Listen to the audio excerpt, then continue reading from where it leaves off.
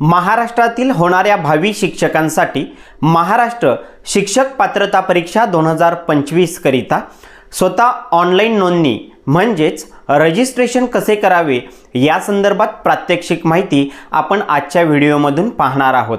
तत्पूर्वी नमस्कार, मी सचिन पाटील, शाळा पूज्य आचार्य भिसे माध्यमिक व उच्च माध्यमिक विद्यालय कासा, टेक्नो एज्युकेशन या चॅनलवर आपले सहर्ष स्वागत आहे। शिक्षक पात्रता परीक्षा 2025 यासाठी ऑनलाईन रजिस्ट्रेशन करणे हे अनिवार्य आहे। ऑनलाईन नोंदणी करण्यासाठी आपणास www.mahatet.in या पोर्टलवर रजिस्ट्रेशन करावयाचे आहे।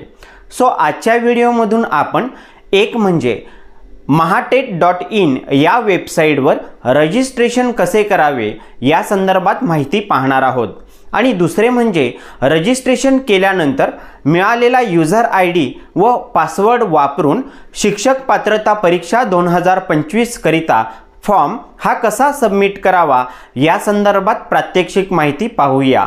चला तर जाऊया लॅपटॉपच्या स्क्रीनवर।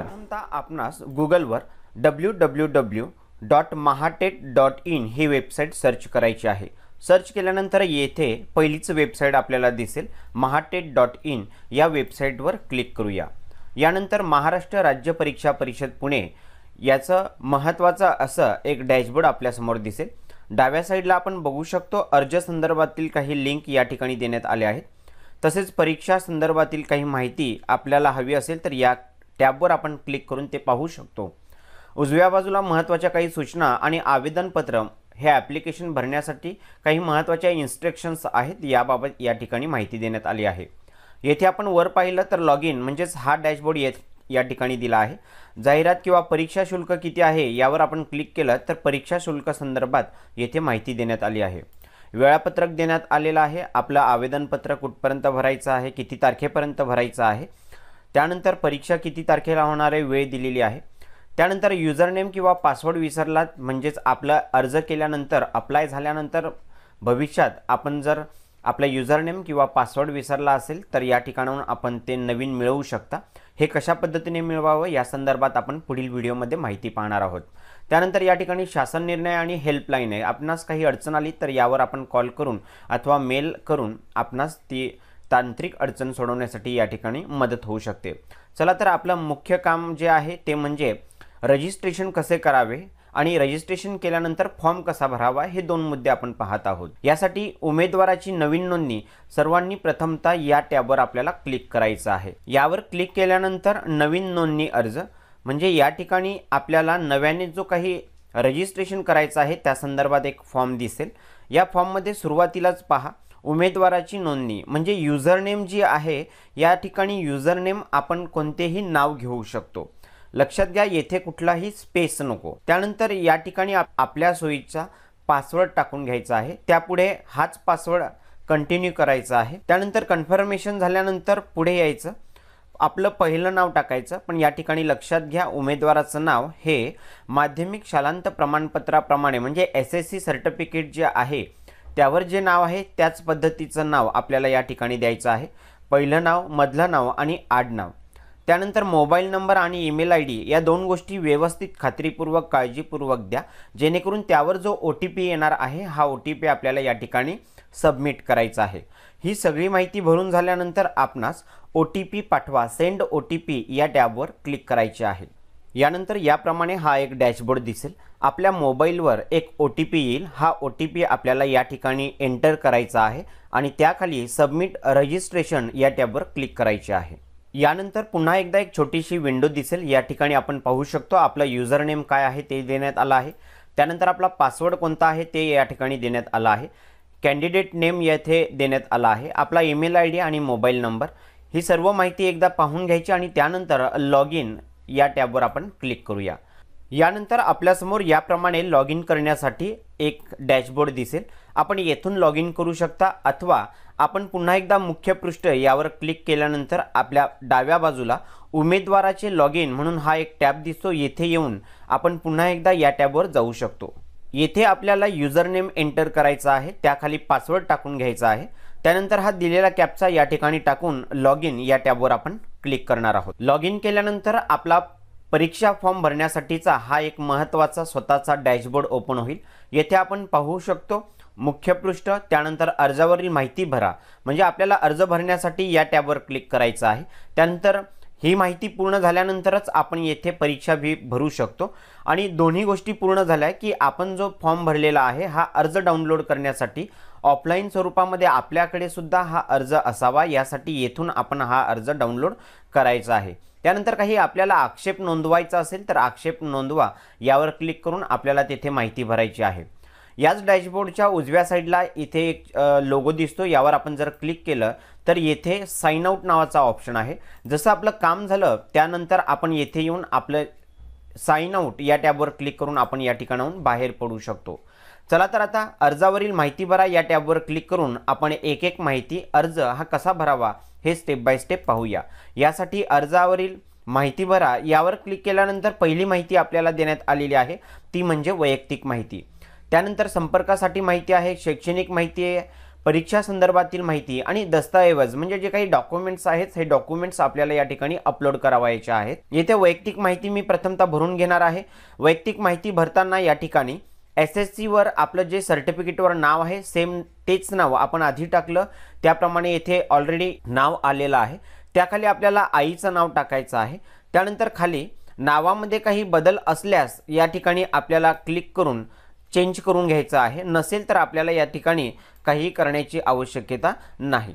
त्यानंतर उमेदवाराची अतिरिक्त माहिती या ठिकाणी ईमेल ID आहे, मोबाईल नंबर ऑलरेडी आहे, त्यापुढे आपल्याला आपली जन्मतारीख टाकून घ्यायची आहे, त्याखाली आपला आधार नंबर, त्यानंतर आधार एनरोलमेंट ID हा ID जो आहे हा आपल्याला कंपल्सरी नाही। ज्यांचं आधार कार्ड नाही, आधार कार्ड काढायला टाकल्यानंतर आपल्याला जो एनरोलमेंट ID मिळतो त्या पावतीवर जो ID असतो हा ID आपल्याला या ठिकाणी टाकायचा असतो, पण हा ID कंपल्सरी नाही। आपल्याला आधार कार्ड हा कंपल्सरी आहे, रिक्वायर्ड आहे। त्यानंतर लिंग जे आहे यावर क्लिक केल्यानंतर योग्य तो लिंग मेल फिमेल सिलेक्ट करायचा आहे।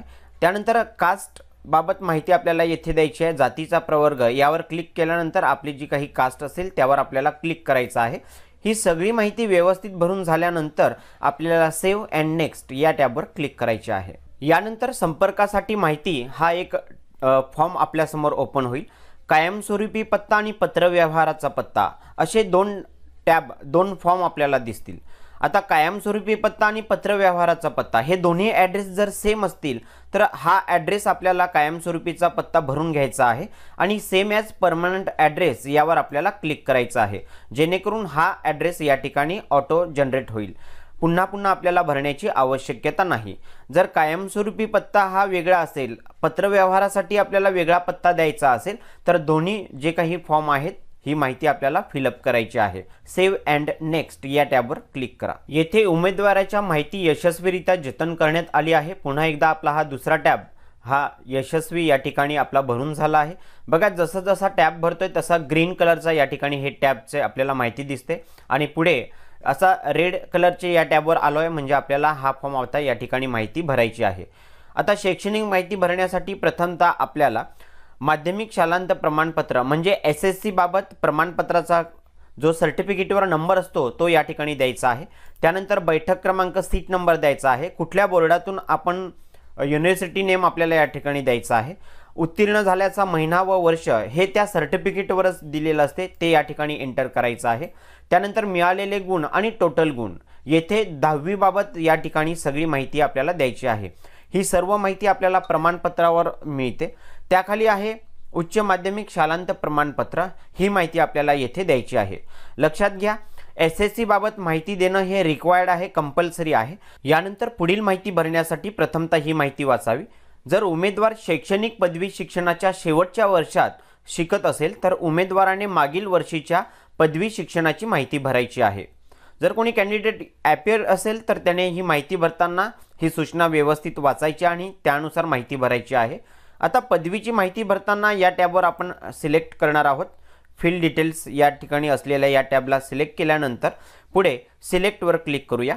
आपलं जे काही एज्युकेशन असणार आहे पदवीच्या बाबतीत त्यावर आपण क्लिक करणार आहोत। त्यानंतर निकाल यावर क्लिक करायचा आहे। आपण पास असाल तर पास आणि जर ॲपियर्ड असाल तर फायनल इयर ॲपियर्ड, जशी ही सूचना आपण वाचाल त्या पद्धतीने आपल्याला हा टॅब सिलेक्ट करायचा आहे। त्यानंतर त्या सर्टिफिकेटवर आपल्याला आपलं जे काही युनिव्हर्सिटी नेम आहे ते टाकायचं आहे, मिळालेले गुण आणि टोटल गुण येथे भरायचे आहे। त्यानंतर पदव्युत्तर पदवीची माहिती आपल्याला भरायची असेल तर पुन्हा एकदा या बॉक्समध्ये चेकमार्क करायचा आहे। चेकमार्क केल्यानंतरच आपण पुढील माहिती भरू शकता। पदवीच्या बाबतीत माहिती भरताना सिलेक्टवर क्लिक करा। त्यानंतर बोर्ड किंवा विद्यापीठाचं नाव आपल्याला इथे टाकायचं आहे, मिळालेले गुण आणि एकूण गुण येथे भरायचे आहे। ही माहिती भरल्यानंतर पुन्हा एकदा खाली जाणार आहोत। व्यावसायिक पदविका शिक्षणाच्या बाबतीत माहिती भरण्यासाठी मी या टॅबवर क्लिक करणार आहे। येथे क्लिक केल्यानंतर या ठिकाणी आपल्याला पुन्हा एकदा हा एक माहितीचा डॅशबोर्ड दिसतो। येथे ही सूचना आहे, ही सूचना पुन्हा एकदा वाचायची आहे। पदविकेचं नाम डिप्लोमा आपण जो करत आहात किंवा झालेला असेल तर तो सिलेक्ट आपल्याला या ठिकाणी करायचा आहे। त्यानंतर निकाल या ठिकाणी पास असाल तर पास आणि जर ॲपियर्ड असाल तर आपल्याला हा ऑप्शन निवडायचा आहे।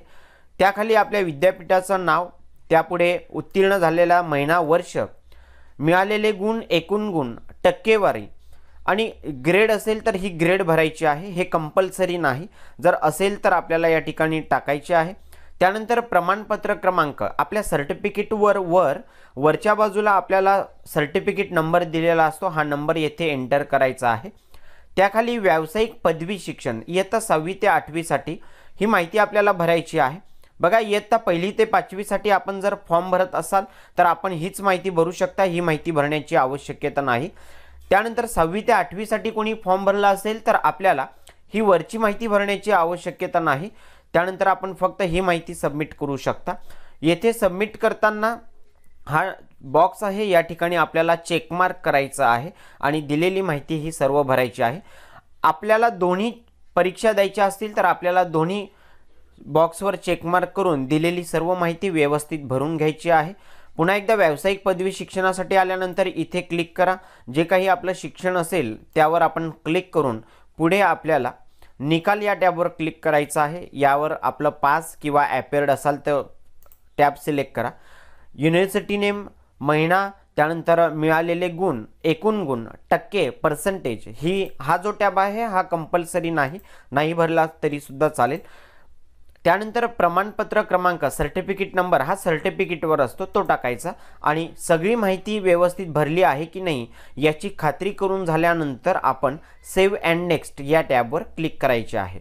येथे उमेदवाराचा माहिती यशस्वीरित्या जतन करण्यात आलेली आहे। बघा, येथे आपली जी काही माहिती होती ही व्यवस्थितरित्या आपली पूर्ण भरून झालेली आहे। यानंतर परीक्षेसंदर्भात माहिती आपल्याला या ठिकाणी द्यायची आहे। परीक्षेविषयी माहिती देताना पहिल्यांदा परीक्षा केंद्रांचा जिल्हा, या ठिकाणी जिल्हे आहेत, आपला जो जिल्हा आहे हा जिल्हा निवडायचा आहे। त्यानंतर परीक्षा एक्झाम अप्लाय यावर क्लिक करून आपल्याला पेपर 1 द्यायचा असेल तर पेपर 1 सिलेक्ट करा। फक्त पेपर 2 द्यायचा असेल तर 2 सिलेक्ट करा आणि दोन्ही पेपर द्यायचे असतील तर बोथ पेपर्स या टॅबवर क्लिक करायचं आहे। जसं आपण क्लिक करणार, जसं की पेपर 1 क्लिक केलं तर या ठिकाणी परीक्षेचं माध्यम आपल्याला हा टॅब मिळेल।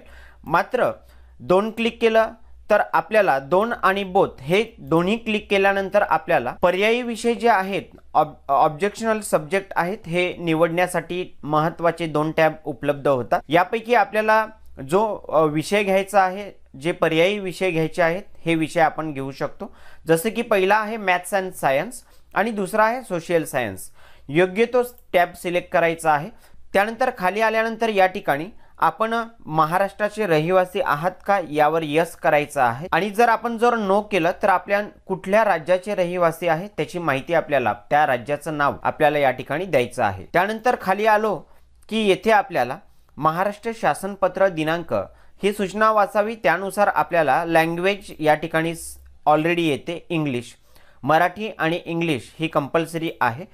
त्याखाली आल्यानंतर दिव्यांगाची माहिती असाल तर द्यायची, नसेल तर द्यायची नाही।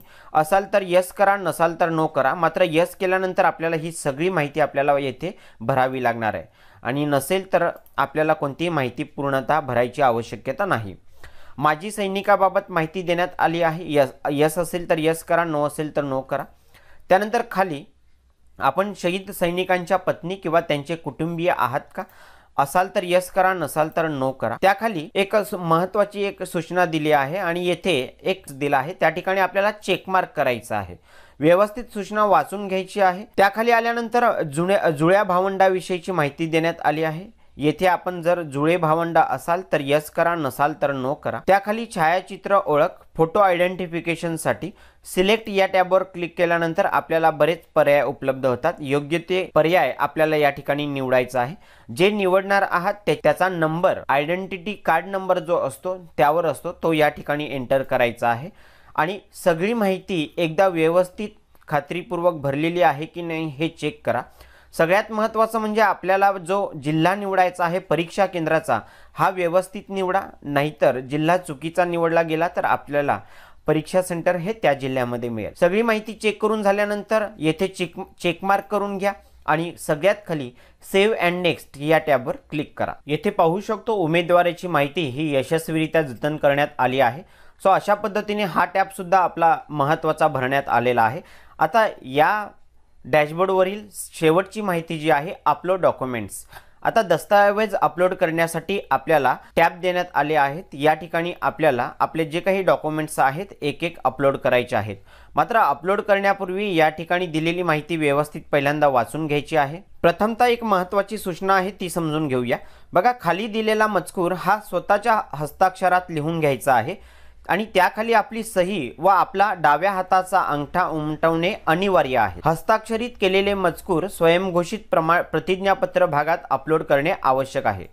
आता या ठिकाणी खाली आलो तर आपल्याला हा जो नमुना देण्यात आला आहे, एकतर इंग्रजीमध्ये किंवा मराठीमध्ये, या दोघांपैकी एक नमुना हा आपल्याला एका कागदावर लिहून घ्यायचा आहे। लिहून घेतल्यानंतर त्याखाली आपली सही करायची आहे आणि डाव्या हाताचा जो अंगठा आहे उमटवायचा आहे। थोडक्यात हे जे काही प्रतिज्ञापत्र आपण लिहिणार आहोत, या प्रतिज्ञापत्राला आपल्याला या खाली आल्यानंतर हा शेवटचा जो टॅब आहे तो हस्ताक्षरित प्रतिज्ञापत्र, येथे आपल्याला तो अपलोड करावायचा आहे। आणि पहिल्यांदा हे सगळं स्वयंघोषित प्रमाणपत्र जे असेल स्वहस्ताक्षरीमध्ये हे लिहून घ्यायचं। त्यानंतर आपली सही आणि अंगठा द्यायचा, त्याचा फोटो काढून घ्यायचा आणि तो फोटो आपल्या लॅपटॉप अथवा मोबाईलमध्ये सेव्ह करून ठेवायचा। त्यानंतरच आपण येथे येऊन हे प्रमाणपत्र प्रतिज्ञापत्र अपलोड करू शकता। येथे आपण पाहू शकतो आपलं जे काही छायाचित्र आहे, आपला जो फोटो आहे, हा फोटो येथे अपलोड करायचा आहे। आपल्याला येथे स्वाक्षरी अपलोड करायची आहे स्वतःची। त्यानंतर आयडेंटिटी प्रूफ जो आधी आपण निवडला होता, मी आधार कार्ड निवडला, आपण अन्य काही डॉक्युमेंट्स निवडले असेल त्याचा फोटो आपल्याला येथे अपलोड करायचा आहे। आणि शेवटी हे जे प्रतिज्ञापत्र आपण लिहिलेलं असेल त्या कागदाचा फोटो काढायचा आणि फोटो काढून तो या ठिकाणी आपल्याला अपलोड करायचा असतो। प्रथमतः एक माहिती समजून घ्या, सगळ्यात महत्त्वाची, प्रत्येक जे काही डॉक्युमेंट्स असेल त्याची साईज आपल्याला 17 KB to 51 KB यामध्येच साईज असेल तरच आपण या ठिकाणी अपलोड करू शकता। कमी किंवा जास्त साईज असेल तर रिसाईज करण्यासाठी बऱ्याच वेबसाईट आहेत, त्यावर जाऊन आपण हे सगळे डॉक्युमेंट्स रिसाईज करून घ्या। आणि सगळ्यात महत्त्वाचा आणखी एक सूचना आहे, ओनली JPG, म्हणजे या ठिकाणी आपण PDF स्वरूपात कोणतीही माहिती अपलोड करत असाल, फोटो अपलोड करत असाल तर ती ॲक्सेप्ट करणार नाही। येथे फक्त JPG स्वरूपामधली इमेज, फोटो ही फक्त या ठिकाणी ॲक्सेप्ट केली जाईल। ही सगळी माहिती जी आहे ही व्यवस्थित वाचून घेतल्यानंतर या ठिकाणी जे जे डॉक्युमेंट्स लागणार आहे हे आपल्या लॅपटॉप अथवा मोबाईलमध्ये काढून घ्या। साईज आपल्याला लक्षात आली असेल। फोटोसाठी त्यानंतर ओळख पुरावासाठी साईज ही वेगळी असेल, जसे की या ठिकाणी 17 KB to 51 KB आहे आणि ओळख पुरावासाठी ही 30 KB to 500 KB पर्यंत आहे। फक्त छायाचित्र आणि स्वाक्षरी आणि स्वहस्ताक्षरित प्रतिज्ञापत्र हे आपल्याला JPG मध्ये द्यायचं आहे आणि आपला जो काही ओळख पुरावा आपण देणार आहोत हा आपल्याला PDF फॉर्मॅटमध्ये द्यायचा आहे। त्यानंतर खाली आल्यानंतर येथे एक महत्त्वाची सूचना देण्यात आली आहे। या ठिकाणी बॉक्समध्ये आपल्याला चेक मार्क करून घ्यायचा आहे। चेक मार्क केल्यानंतर हे सगळं काही मी व्यवस्थित वाचून घेतलेलं आहे, चेक मार्क करा आणि त्यानंतर शो प्रिव्ह्यू या टॅबवर आपण क्लिक करणार आहोत। यानंतर आपल्यासमोर या पद्धतीने हे एक आपलं जे काही ॲप्लिकेशन पूर्ण सबमिट केलेलं आहे अशा पद्धतीने हे दिसणार आहे। याला स्क्रोल करून आपण सगळी काही माहिती ही चेक करून घ्यायची आहे।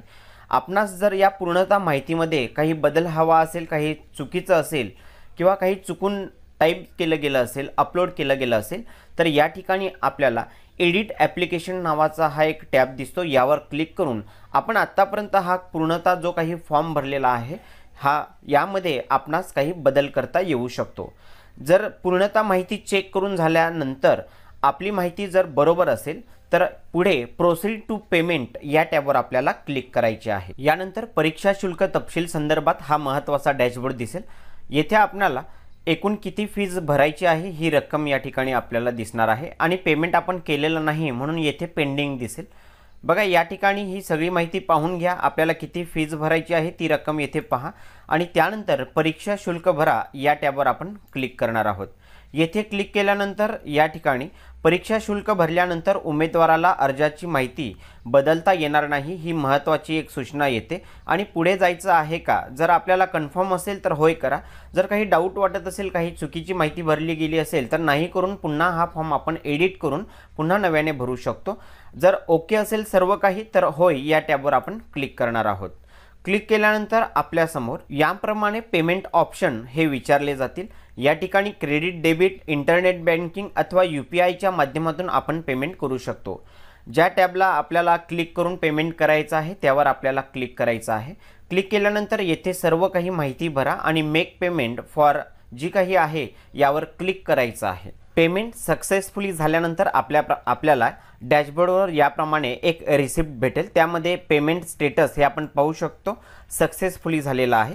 ही सगळी माहिती जी आहे हे जे काही रिसिप्ट आहे हे आपल्याला डाउनलोड करून घ्यायची आहे। यासाठी डाउनलोड पेमेंट रिसिप्ट यावर आपण क्लिक करूया। यावर क्लिक केल्यानंतर ही रिसिप्ट आपल्याला या ठिकाणी डाउनलोड झालेली दिसेल। डाउनलोड झालेली ही रिसिप्ट प्रिंट करून आपण आपल्या फाईलला जतन करून ठेवायची आहे। बघा रिसिप्ट डाउनलोड झाल्यानंतर पुन्हा एकदा आपल्याला मुख्य पृष्ठावर जायचं आहे आणि तेथे उमेदवार लॉग इन यावर पुन्हा एकदा आपल्याला लॉग इन करून आपल्या डॅशबोर्डवर पुन्हा एकदा यायचं आहे। या डॅशबोर्डवर आल्यानंतर अर्जावरील माहिती भरा यावर जर आपण क्लिक केलं तर येथे आपण पाहू शकतो की आपली जी काही माहिती आहे ही यशस्वीरित्या या ठिकाणी फिलअप झालेली आहे। त्यानंतर आपण पुढचा मुद्दा पाहिला परीक्षा फी भरा, यावर आपण जर क्लिक केलं तर आपलं पेमेंट स्टेटस आपण या ठिकाणी पाहू शकतो सक्सेसफुली झालं आहे। आपलं पेमेंट रिसिप्ट आपल्याला पुन्हा एकदा डाउनलोड करायची असेल तर आपण येथून सुद्धा ही रिसिप्ट डाउनलोड करू शकतो। त्याचा पुढचा मुद्दा जो होता अर्ज डाउनलोड करा यावर क्लिक करायचं आहे। आता हे जे काही आपल्या ॲप्लिकेशन पूर्ण सक्सेसफुली झालेलं आहे याला आपल्याला या ठिकाणी डाउनलोड करून घ्यायचं आहे। यासाठी डाउनलोड ॲप्लिकेशन यावर आपण क्लिक करणार आहोत। यावर क्लिक केल्यानंतर सदर ॲप्लिकेशन हे डाउनलोड होईल आणि डाउनलोड झाल्यानंतर या ॲप्लिकेशनची प्रिंटआउट काढून आपल्याकडेही सेव्ह करून ठेवायचे, जतन करून ठेवायचे आहे। यानंतर वेळोवेळी जशी आपल्याला वरून माहिती येईल त्याचप्रमाणे आपल्याला आपलं जे काही हॉल तिकीट आहे हे या ठिकाणी उपलब्ध होणार आहे। ते कालांतराने कशा पद्धतीने हॉल तिकीट डाउनलोड करायचं याची माहिती आपण पुढील व्हिडिओमध्ये पाहणार आहोत। अर्ज डाउनलोड केल्यानंतर आपलं अर्ज भरण्याचं काम येथे संपलेलं आहे। सो आजच्या या पूर्णतः व्हिडिओमध्ये रजिस्ट्रेशन कसे करावे आणि रजिस्ट्रेशन केल्यानंतर ID व पासवर्ड वापरून या ठिकाणी आपला फॉर्म हा कशा पद्धतीने सबमिट करावा आणि सबमिट झाल्यानंतर अर्ज डाउनलोड कशा पद्धतीने करावं इथपर्यंत दिलेली सर्व माहिती ही आपणास निश्चितच समजली असेल। चला तर भेटूया पुढील एका नवीन व्हिडिओ सोबत। धन्यवाद।